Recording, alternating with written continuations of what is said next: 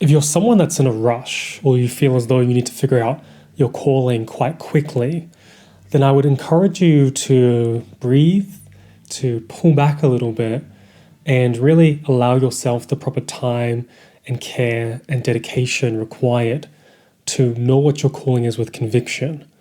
And by doing that, it will allow you to pursue your path without rushing into something that might not necessarily be right for you. And my name is Joe Yuli, and I'm absolutely obsessed with vocations and paths and helping people to know their career path with conviction. And that's why I share education on places like YouTube, Instagram, Substack, and I help people step by step through an unearthing process to know what their career archetype is so they can choose the right career path with conviction in our Unearth membership. And the reason I do that is because our adult life is spent working, and the majority of our adult life is spent working. And to not do something that you feel deeply aligned with, deeply called for, and deeply you, I think is a tragedy. And there's no reason as to why you can't pursue a path that is soul-led in the modern world. And it's just a matter of figuring out how it is to do that and knowing exactly what you're called for. And when it comes to this process of knowing what your calling is, there's this requirement to go deeper than you've ever probably gone before. You know, we sort of have these different ideas of who it is that we are, and we have an idea of our personality. You know, I'm quirky, I'm funny, I'm somebody that is a bit deeper than your everyday person. And we sort of go through life with these sort of shades of who we are. And yet, when we come into contact with our calling, oftentimes we can't get there until we have explored a little bit more of the terrain. It's one of the most common reasons why people don't know what their calling is. It's because they're lacking some form of self-knowledge. Sometimes the self-knowledge can just be completely hidden from them, and they're just about to discover a completely new facet of their being. Sometimes they knew that part of themselves, say when they were going through childhood or their teenage years, and for some reason it was snuffed out and it was stifled. And a common example is people that are pursuing some sort of artistic endeavor throughout high school, and they're told by their elders that, hey, you probably shouldn't pursue this path, because if you pursue this path, then you won't be able to pay the bills. Not many people within this field actually make it. You probably want to do something like becoming an accountant or becoming a lawyer, because those professions will allow you to have a sustainable livelihood. And so they listen and they cut pieces of themselves off, throw them away, and they don't really revisit it until they end up going through some sort of personal crisis later on, where they realize that I can't just keep going on living like this. Even though I'm sustaining myself and I'm surviving, there's something missing.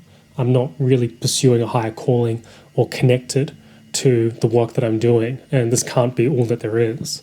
I personally know of that myself. I went through this process of going and walking down a path and being like, this isn't me. I need to get out. And when I started to move and transition into the path that was meant for me, I started to recognize different parts of myself that I'd pushed away and left aside.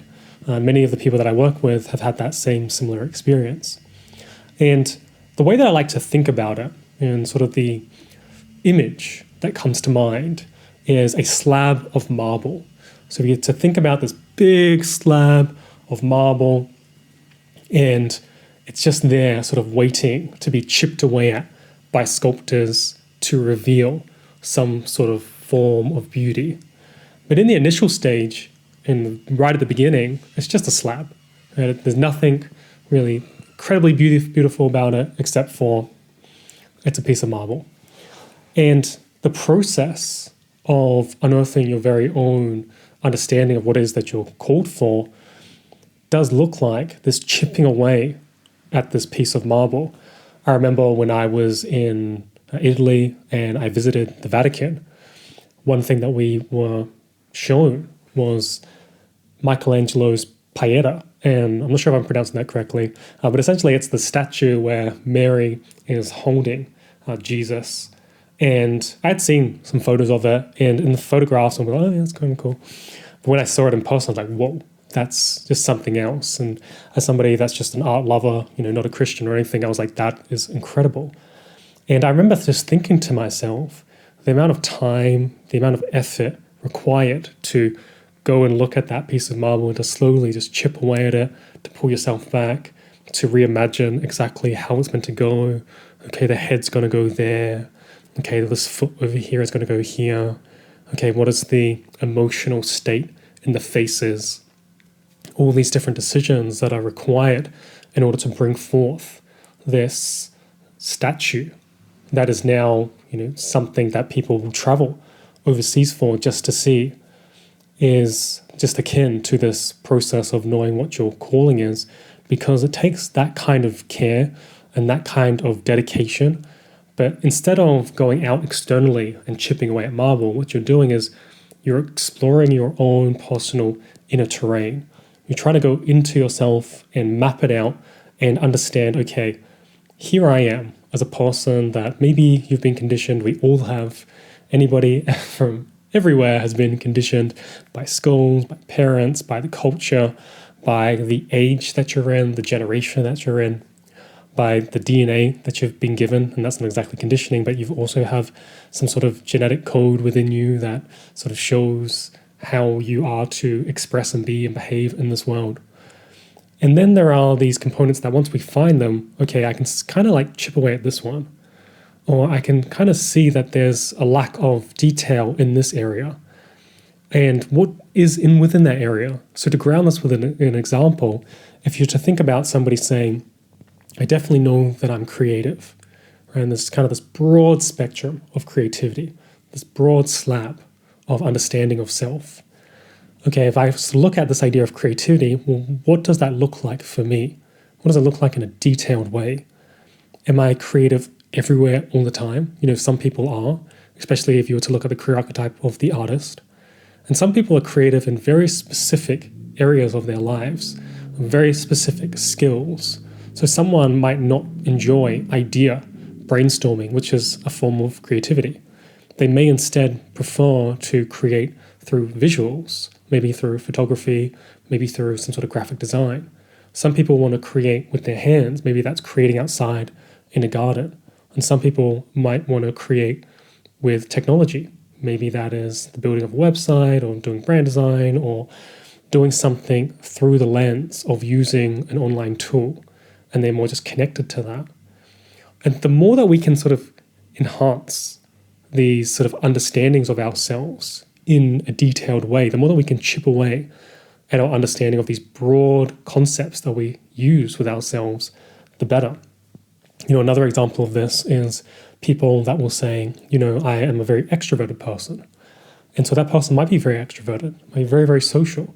Maybe they're very, very social with their family. Maybe they're very, very social in the workplace.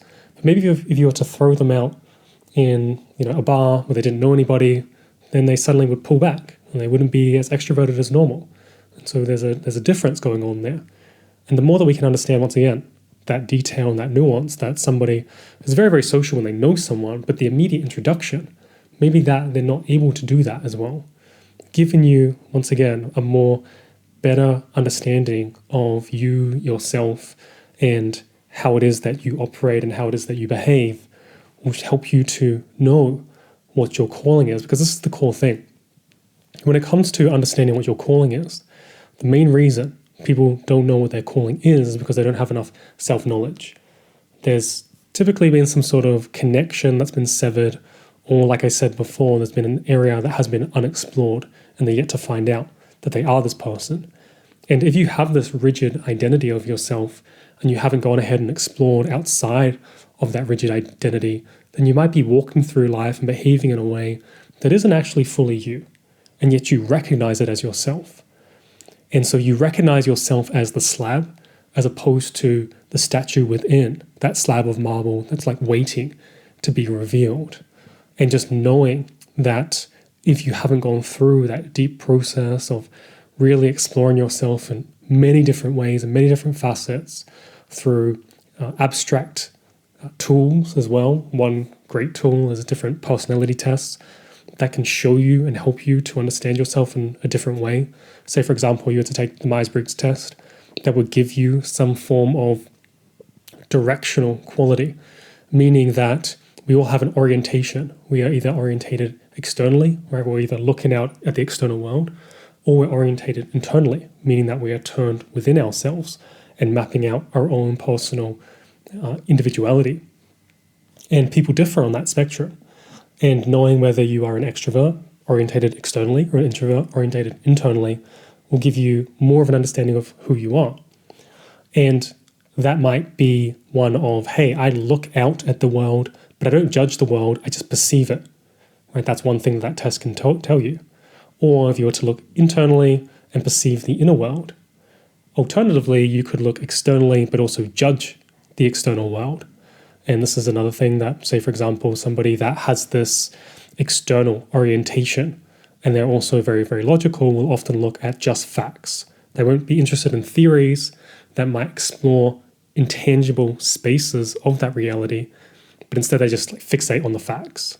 Whereas someone that is looking externally, but is also connected to this feeling, judgment area, then they will be connected to how does everybody feel and how does it also make myself feel. And so these are the kinds of people that will be like, okay, like it has all the functions in the room, but it doesn't really feel homey, it doesn't really feel good.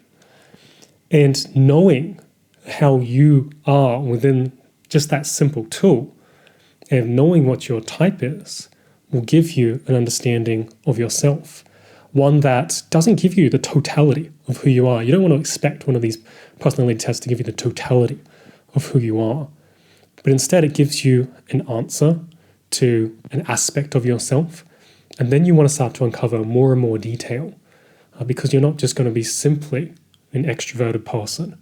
There's more to you than that. And so it's always a good beginning place, those tools, but then there's further differentiation that needs to happen along the road. So personality tools can be a great way to better understand yourself. Another great one is taking action out in the world, going out into the world, placing yourself in situations that you aren't normally in, going to places that you don't normally go to, speaking to people that you don't normally speak to. And it might seem strange, or it might seem uncomfortable, it might seem different, and yet in those experiences, you start to expand and explore into more of who you are. And so this process of knowing what your calling is often comes as this rush where people just want to get it done. I just want to know my calling so I can move on to my next thing. And that can end up causing this fallacy of jumping too fast into something. And it gets to the point where they can say, I just want to figure out this job thing and I want to figure it out in the next 2 weeks. I want to know all of who it is that I am and what it is that I'm meant for, in the space of 30 days. And if it offers it in 30 days and they're like, sign me up, and they end up going down a path where they don't have the necessary self-knowledge and the roots that they needed in order to properly know, one, is that even the correct path for you? And two, who is it that you need to become, which is already within you, but you need to explore to find that in order to walk that path. And so there's this developmental process that goes on as you're beginning to know what your real calling is. And so it's not this mad rush that's needed, it's this depth that's needed. And even though it might feel slower, it gets to the correct core answer. And by getting to that base level, that solid, this is what I meant for level, it actually helps to shoot you off from that foundation much quicker. And I bring this up because I just see a lot of people going to find their calling and they're going at high speed and they want to figure it out now. And there's a particular pain point that they're going through. Say, for example, somebody is in a 9-to-5 job and they're having a hard time from their boss. And they're like, you know what, I just need to find out what my path is like this week so that I can quit and then I can get out. And whilst that's totally understandable, right, those situations suck. I've been in those situations myself. The problem with that is that it can lead to this leaving and then ending up back in another job that isn't quite the right thing because the deeper work didn't get done. There's no sense of what the actual calling is, which is why when you're going through this process and you're chipping away at your own marble, you really want to refine the details. You really want to really explore who it is that you are in so many different ways. Another way might be hey, what is my favorite movie? Why do I keep getting pulled into different characters that are incredibly outrageous? Or maybe I keep getting drawn to characters that are always on the fringes and always, going over the line. What's going on there? What's pulling me in? Why am I interested in that? Like asking these questions and then really just bringing all that self-knowledge together eventually gives a very nuanced and detailed and specific answer that is directly connected to what it is that you're meant to do and the calling that is meant for you. And so if you are going through this process, if you are trying to figure out what your purpose is, what your calling is, what it is that you're meant for in this existence and in this life, then I highly encourage you to take the necessary time that you need to really get to know who it is that you are, really get to know what it is that your soul truly desires prior to just picking something and moving on off. Because doing that work will continue to give back to you, to help you to navigate your path long off into the future. And you have to remember that the work that you do, it goes on for most people will work for 30 plus years of their adult lives. And if you just spend, extra time figuring out, is this the real thing that you want to be doing in this life? Then it can save you, 30 plus years of choosing something that isn't quite right and getting stuck in something that isn't quite right and having to try and transition, but is that the right thing? You don't want to be doing that. You want to find what your calling is so that you can just walk the path, cultivate yourself, expand yourself, explore what it is that you're meant to be exploring in this world. And if you are interested in how we help people to choose the right career path with conviction by unearthing their very own career archetype, then I would encourage you to check out the Unearth membership. And you can find a link for that underneath.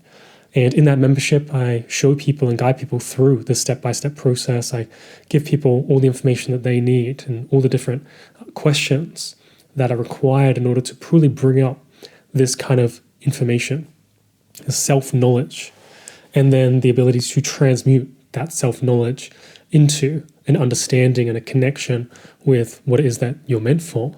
And I also show people how to create the clear steps that they need to properly transition into the path, as well as structure their career path in a way that allows them to evolve and allows them to grow.